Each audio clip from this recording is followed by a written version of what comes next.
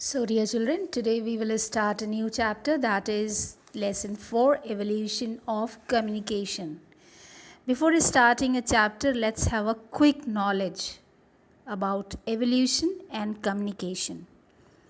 Meaning of evolution is the gradual process of change and development of something.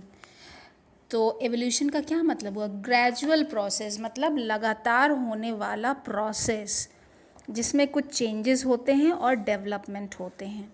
जैसे for example, आप nursery में जैसा लिखते थे वैसा अब नहीं लिखते. आपकी राइटिंग चेंज हो चुकी है. क्यों? क्योंकि नर्सरी से अभी तक आपने कई सारे क्लास पढ़े, है ना. हर क्लास में आपने अपनी राइटिंग को इम्प्रूव करने की कोशिश की.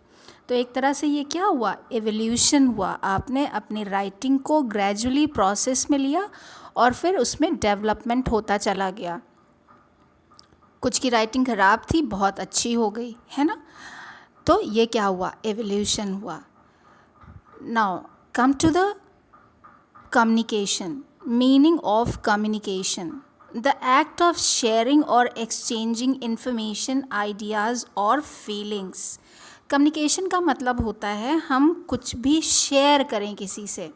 जैसे मैं आपसे इस टॉपिक के बारे में कुछ बता रही हूँ तो मैं आपसे नॉलेज शेयर कर रही हूँ ना. उसी तरीके से आप अपने मम्मी पापा से कुछ बोलते हैं, अपने फ्रेंड से कुछ बोलते हैं, या तो मैसेज के थ्रू बोलते हैं, या मुंह से बोलते हैं, या लिख कर बताते हैं, या फ़ोन करके उनसे बात करते हैं. ये सब क्या है? कम्युनिकेशन, यानी कि बातचीत करना. कभी कभी हम इशारे से भी कम्युनिकेट करते हैं.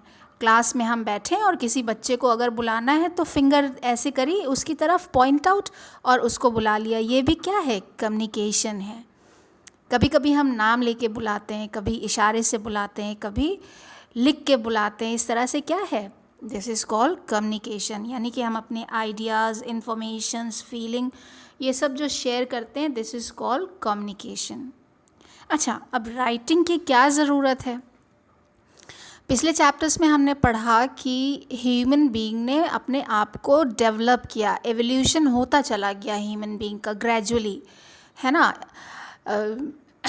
आदि मानव से लेके, अर्ली ह्यूमन से लेकर अब तक बहुत सारे चेंजेस हुए. तो राइटिंग की ज़रूरत भी उसमें आई कि भाई हर चीज़ जो है वो लंबे समय तक दिमाग में नहीं रखी जा सकती है. कुछ समय के बाद हम उन चीज़ों को भूल जाते हैं. तो जैसे मेमोरीज़ के लिए हम क्या करते हैं? एल्बम बनाते हैं ना.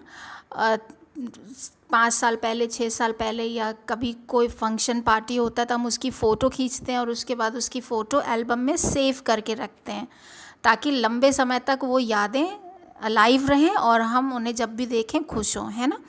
तो अर्ली ह्यूमन से लेकर अभी तक के ह्यूमन ने जो भी प्रोग्रेस किया या जो भी एवोल्यूशन हुआ, उसमें राइटिंग को भी बहुत इम्पोर्टेंस दी गई.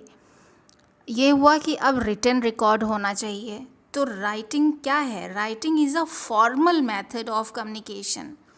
Through writing we can express our views and ideas and share with someone. हम लिख के बहुत सारी चीज़ें शेयर कर सकते हैं. जैसे मान लीजिए हम सिर्फ बोलते ही रहें, आपको चैप्टर एक्सप्लेन ही करते रहें पूरे साल, और आपको लिख कर कुछ ना दें, तो क्या आप मेरा बोला हुआ एक्सप्लेनेशन पूरे साल याद रख पाएंगे? नहीं रख पाएंगे. आपके पास रिटन रिकॉर्ड भी होना चाहिए. इसीलिए मैम रोज़ कहती हैं कि write the question answer in your notebook in a proper way. तो writing is a important factor of communication. I wish you have understood with these examples.